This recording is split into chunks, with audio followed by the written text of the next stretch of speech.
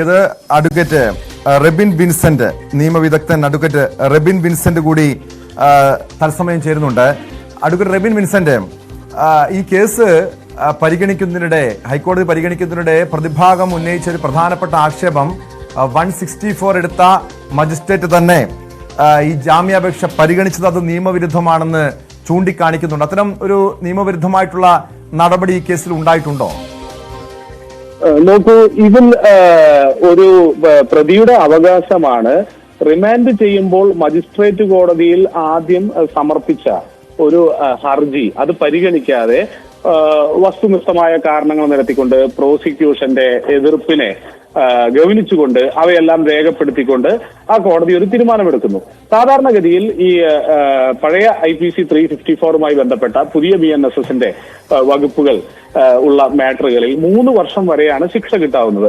ആദ്യം നാം ശ്രദ്ധിക്കേണ്ടത്, സപ്പോസ് ഈ ശ്രീമതി നടിയുടെ ഈ പരാതിയിലുള്ള കാര്യങ്ങളെല്ലാം യാഥാർത്ഥ്യമാണെന്ന് തന്നെ കരുതുക. വിക്ടിമിനൊപ്പം നിന്നുകൊണ്ട് പൊതുജന സമൂഹവും ഈ പോലീസും എല്ലാവരും പറയുന്ന ഈ കാര്യങ്ങൾ ശരി തന്നെയാണെന്ന് വെച്ചാലും മാക്സിമം ശ്രീ ബോബി ചെമ്മണ്ണൂരിന് ലഭിക്കാവുന്ന ഒരു ശിക്ഷ എന്ന് പറയുന്നത് അത് 3 വർഷം മാത്രമാണ്.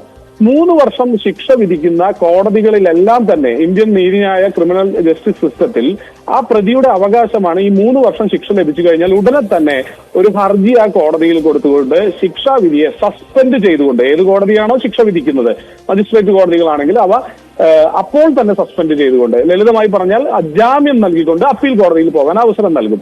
അപ്പോൾ 2 or 3 വർഷം എടുത്തുകൊണ്ട് ഇതിൽ വിചാരണ തന്നെ നടപടി പൂർത്തിയായാലും ബോബി ചെമ്മണ്ണൂരിന് കിട്ടാവുന്ന പരമാവധി ശിക്ഷ 3 വർഷം മാത്രമാണെന്നിരിക്കെ അത്തരം ഒരു കേസിലാണ് ഇപ്പോൾ മജിസ്ട്രേറ്റ് വസ്തുനിഷ്ഠമായ കാരണങ്ങൾ ചൂണ്ടിക്കാണിച്ചുകൊണ്ട് ഈ പ്രതിയെ റിമാൻഡ് ചെയ്തിരിക്കുന്നത്. അപ്പോൾ പ്രതിയുടെ അവകാശമാകുന്ന, സുപ്രീം കോടതി പറയുന്ന ഒരു അവകാശമായി കാണേണ്ട ജാമ്യം ഇവിടെ നിഷേധിക്കപ്പെട്ടിരിക്കുകയാണ്. അപ്പോ ബോബിയുടെ അഭിഭാഷകൻ ഇനി അതിന്റെ മുകളിൽ അവർക്ക് 2 ഓപ്ഷൻ ഉണ്ടായിരുന്നു. അവർക്ക് സെഷൻസ് കോടതി, ജില്ലാ കോടതിയെ സമീപിക്കാം, ഓൾട്ടർനേറ്റീവായിട്ട് ഹൈക്കോടതിയെ സമീപിക്കാം. ഇപ്പോൾ മനസ്സിലാക്കുന്നതനുസരിച്ച് ഉച്ചയ്ക്ക് ശേഷം ടുഡേ മൂവിംഗ് എന്ന രീതിയിൽ ഇന്ന് തന്നെ ആ കേസ് ഹൈക്കോടതിയിലെത്തുന്നു. അത് ജാമ്യങ്ങൾ പരിഗണിക്കുന്ന റോസ്റ്റർ ബെഞ്ചിൽ വരും, അതിൽ വാദം നടക്കും. അപ്പോൾ ഹൈക്കോടതിയിൽ ക്രിമിനൽ നടപടി നിയമം അനുസരിച്ച് സമർപ്പിക്കുന്ന ആ ഹർജിയിൽ അവർ ചൂണ്ടിക്കാണിക്കാൻ പോകുന്നത് ഈ കാര്യങ്ങളുടെ ഒരു പശ്ചാത്തലമൊക്കെ ആയിരിക്കും. അതായത് 3 വർഷം മാത്രം ശിക്ഷ അട്രാക്ട് ചെയ്യാവുന്ന, അതിന്റെ കൂടെ ചേർത്ത് വായിക്കേണ്ടത് IT വകുപ്പുകളും ഈ FIRൽ ചേർത്തിരിക്കുന്നത്.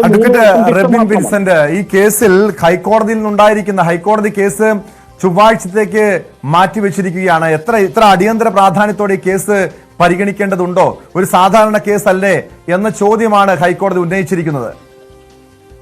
ഇപ്പോൾ ലഭിക്കുന്ന അപ്ഡേഷൻ അപ്രകാരമാണെങ്കിൽ ഹൈക്കോടതി ടുഡേ മൂവിംഗ് ആയി അവർക്ക് ഒരു അഡ്മിഷന് സാധ്യത നൽകുമ്പോൾ പോലും അതിന് പോലീസ് ഇൻസ്ട്രക്ഷൻ അഥവാ സർക്കാരിന്റെ ഭാഗത്തു നിന്നുള്ള മറ്റു രേഖകളും പബ്ലിക് പ്രോസിക്യൂട്ടറോട് കൊണ്ടുവരാനൊക്കെ പറഞ്ഞുകൊണ്ട് സ്വാഭാവികമായ ഒരു പ്രക്രിയയാണ് അതിന് മറ്റൊരു തീയതി കൊടുത്തുകൊണ്ട് നൽകി പോസ്റ്റ് ചെയ്യപ്പെടുന്നത്. അപ്പോൾ നിങ്ങൾ പറയുന്നതനുസരിച്ചാണ് അത് അടുത്ത ആഴ്ചയിലേക്ക് മാറ്റിക്കൊണ്ട് ഇപ്പോൾ ഹൈക്കോടതി തീരുമാനിച്ചിട്ടുണ്ടെങ്കിൽ ഇന്ന് ശ്രീ ബോബി ചെമ്മണ്ണൂരിനെ ജയിലിൽ തുടരേണ്ടി വരും.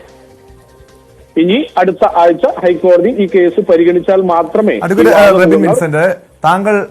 താങ്കൾ സൂചിപ്പിച്ചതനുസരിച്ച് മജിസ്ട്രേറ്റിന്റെ ഭാഗത്തു നിന്ന് അത്തരം ഒരു നിയമവിരുദ്ധമായ നടപടിയാണ് ഉണ്ടായതെങ്കിൽ കഴിഞ്ഞ ദിവസം, അതായത് 2 ദിവസം മുൻപാണ് സമാനമായ ഒരു കേസിൽ ഹൈക്കോടതിയുടെ നിരീക്ഷണം ഉണ്ടായിരിക്കുന്നത്. അതായത് ഈ സ്ത്രീയുടെ ശരീരം വർണ്ണിച്ചുകൊണ്ടുള്ള പരാമർശങ്ങൾ പോലും ലൈംഗിക അതിക്രമമായി കണക്കാക്കാമെന്നത്.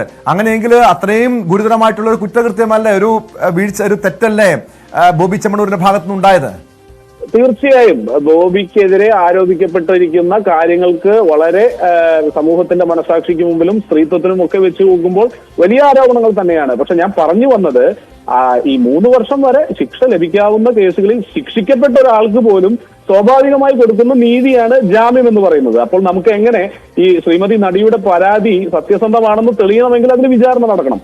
വിചാരണ നടക്കാത്ത ഒരു ഘട്ടത്തിൽ കസ്റ്റോഡിയൽ ഇന്റർവേഷൻ അല്ലെങ്കിൽ തൊണ്ടിമുതലുകൾ ഹാജരാക്കേണ്ട കേസുകളിൽ സാക്ഷികളെ കൊണ്ട് തെളിവെടുപ്പിക്കുന്ന, റിക്കവറി നടക്കേണ്ട ഈ കൃത്യത്തിന് ഉപയോഗിച്ച തൊണ്ടിമുതലുകൾ, മെറ്റീരിയൽ ഒബ്ജക്ട്സുകൾ ഹാജരാക്കേണ്ട കേസുകളിലൊക്കെ പ്രതിയെ പോലീസ് കസ്റ്റഡിയിൽ കൊണ്ടു നടന്ന് നയിച്ചാനയിച്ച് പോയി അത്തരം സാധനങ്ങൾ കണ്ടെത്തേണ്ടതുള്ളൂ. ഈ കേസിൽ ഇത്തരം ആരോപണങ്ങളിൽ അത്തരം ഒരു വസ്തുത ഇല്ല. തൊണ്ടിമുതലുകളുടെ കണ്ടെത്തൽ എന്ന് പോലീസിന് പറയാനില്ല. മറ്റൊന്ന്, ഇത് കസ്റ്റോഡിയൽ ഇന്ററഗേഷൻ, പോലീസ് ഒരു ചോദ്യം ചെയ്യൽ പ്രക്രിയയിലേക്ക് കൊണ്ടുപോകാൻ മാത്രമുള്ള ഒരു ആരോപണങ്ങളുമല്ല. ഇതിൽ ഒരു വ്യക്തി ആരോപണം ഉന്നയിക്കുന്നു, ഇനി അത് മറ്റു തെളിവുകളുടെ അടിസ്ഥാനത്തിൽ അത് തെളിയിക്കപ്പെടുക, വിചാരണയിലൂടെ തെളിയിക്കപ്പെടുക. അവിടെയാണ് സുപ്രീം കോടതിയുടെ നിരീക്ഷണങ്ങളിൽ ബോബിക്ക് അവകാശപ്പെട്ട ഒരു സ്വാഭാവിക നീതിയായിട്ടുള്ള ജാമ്യം മജിസ്ട്രേറ്റ് നിഷേധിക്കുന്നതിനെതിരെ, അദ്ദേഹത്തിന്റെ ആ റൈറ്റ് നിഷേധിക്കുന്നതിനെതിരെ ബഹുമാനപ്പെട്ട ഹൈക്കോടതിയിൽ ഒരു ഹർജി വരുന്നത്. അതിനെയും നമുക്ക് ജാമ്യ ഹർജി എന്ന പേരിൽ തന്നെ പരിഗണിക്കാം. അപ്പോ ആദ്യം മജിസ്ട്രേറ്റ് കോടതി അത് തള്ളി. അതിന് വസ്തുനിഷ്ഠമായ കാരണങ്ങളുണ്ട്, ഞാൻ സമ്മതിക്കുന്നു. പ്രോസിക്യൂഷൻ ചൂണ്ടിക്കാണിച്ചു. എനിക്ക് തോന്നുന്നത് ഒരുപക്ഷെ ബോബിക്ക് ഒരു ഊരാക്കുടുക്ക് വന്നത് കേവലം പൊതുജന മധ്യത്തിൽ നടിയുടെ പരാതി ഉയർത്തി കാണിക്കപ്പെട്ടത് ഒരു വർണ്ണിച്ചതിന്റെ അപാകതകൾ അല്ലെങ്കിൽ ആ വീഡിയോയിലെ കാര്യങ്ങൾ. പക്ഷേ നടിയുടെ പരാതിയിലെ ചില എലമെന്റ്സ്, സെക്ഷൽ അഡ്വാൻസ്മെന്റ് അല്ലെങ്കിൽ ബോഡിലി അഡ്വാൻസ്മെന്റ്, ശാരീരികമായിട്ട് സ്പർശനം ഉൾപ്പെടെയുള്ള ഒരു അഡ്വാൻസ്മെന്റിനെ ധ്വനിപ്പിക്കുന്ന വാക്കുകൾ നമുക്ക് മജിസ്ട്രേറ്റിന്റെ വിധിന്യായത്തിൽ പരിഗണിച്ച പോലീസിന്റെ റിപ്പോർട്ടിലൊക്കെ കണ്ടെത്താൻ പറ്റും. അപ്പൊ അവിടെയാണ് പഴയ കോഡ് പ്രകാരം IPCയുടെ 354, ഇപ്പോഴുള്ള BNSSന്റെ കോഡുകളുടെ ഉപോത്പലകമായ വകുപ്പുകൾ പ്രകാരം ഈ സെക്ഷൽ അഡ്വാൻസ്മെന്റ് ഉണ്ടായിട്ടുണ്ടെങ്കിൽ അതിന് ഗൗരവ പ്രാധാന്യം കൂടിയിട്ടുണ്ട്. അപ്പോൾ അത് നിരീക്ഷിച്ചിട്ടാണ് പ്രോസിക്യൂഷൻ പറഞ്ഞത് കേട്ട് ശരിവെച്ചുകൊണ്ട് ആദ്യം ജാമ്യം നിഷേധിച്ചിരിക്കുന്നത്. പക്ഷെ അപ്പോഴും പ്രതിക്ക് ജാമ്യത്തിനുള്ള അവകാശം അല്ലെങ്കിൽ അതിന്റെ ഒരു സെക്കൻഡ് ചാൻസ് എടുക്കുകയാണ് ഒരു ബെയിൽ അപ്പീൽ എന്ന നിലയിൽ, ജാമ്യത്തിന്റെ ഒരു അപ്പീൽ എന്ന നിലയിൽ ജാമ്യ ഹർജി അവതരിപ്പിച്ചുകൊണ്ട് ഹൈക്കോടതിയിൽ ഉണ്ടായിരിക്കുന്നത്. സ്വാഭാവികമായിട്ട് ഇന്ന് അത് കേൾക്കാൻ ഹൈക്കോടതി വിസമ്മതിച്ച സ്ഥിതിക്ക് ഇന്ന് വെള്ളിയാഴ്ച രാത്രി, ശനിയാഴ്ച, ഞായറാഴ്ച 3 ദിവസം 3 രാത്രികൾ കൂടി കാക്കനാട് ജയിലിൽ ശ്രീ ബോബി ചെമ്മണ്ണൂരിന് കഴിയേണ്ടി വരും. അതിനുശേഷം അദ്ദേഹത്തിന്റെ ജാമ്യ ഹർജി തിങ്കളാഴ്ചയോ ചൊവ്വാഴ്ചയോ ലഭിക്കുന്ന റിപ്പോർട്ടുകൾ അനുസരിച്ച് അടുത്ത ആഴ്ച റോസ്റ്റർ കോടതി ഹൈക്കോടതിയിൽ പരിഗണിക്കും. അപ്പോൾ ബോബി ചെമ്മണ്ണൂരിന് ഇന്ന് ഒരു ശാശ്വതമായ പരിഹാരം ബോബിയുടെ അഭിഭാഷകൻ. വളരെയധികം നന്ദി അഡ്വക്കേറ്റ് റെബിൻ വിൻസെന്റ് പ്രതികരിച്ചതിന്.